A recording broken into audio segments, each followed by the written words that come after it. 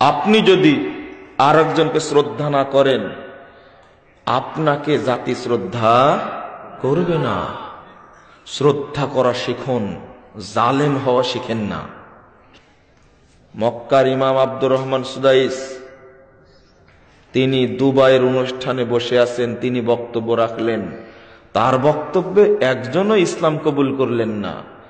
কিন্তু যখন জাকির নায়েক নাড়ি কাটা ছেঁড়া করে, এই লোকটা দাঁড়ালেন, তখন শত শত ইহুদি দাঁড়াচ্ছে আর কালেমা শাহাদত পড়ছে। কি কি হলো? আব্দুর রহমান সুদাইসির মর্যাদা নষ্ট হয়ে গেল? আব্দুর রহমান সুদাইসি জানেন যে আল্লাহ কাকে কোন ইলম দেন, কিভাবে খেদমত নেন, কে জানেন? মতিউর রহমান মাদানী বাংলাদেশে আসেননি, কোনোদিনই আসেননি। কিন্তু আমরা গোটা বাংলাদেশ যতই দাপট দিয়ে ঘুরে বেড়াই না কেন, আব্দুর রাজ্জাক বিন ইউসুফ, কাজী ইব্রাহিম, শহীদুল্লাহ খান মাদানী, ডক্টর আহমদুল্লাহ ত্রিশালী, ডক্টর মুসলিউদ্দিন, যত বড়ই পণ্ডিত হোক না কেন, বাংলাদেশের বাঙালিদের কাছে পরিচিত ব্যক্তির নাম মতিউর রহমান মাদানী।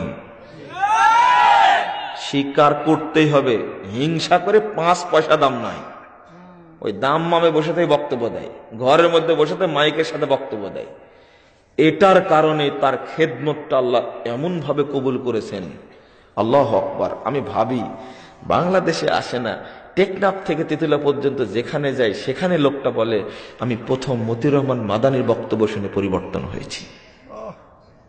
কই, আমরা তো বাংলাদেশেই আছি। কত ঘুরলাম, চিটাগাং গেলাম, সিলেট গেলাম, ভোলা গেলাম, ফেনী গেলাম, বরিশাল গেলাম, ফরিদপুর গেলাম, শরীয়তপুর গেলাম, বরগুনা গেলাম। কই, আমার কথা তো কেউ বলে না। তো এক চট গালি দি একটু মতিউর রহমান মাদানীকে।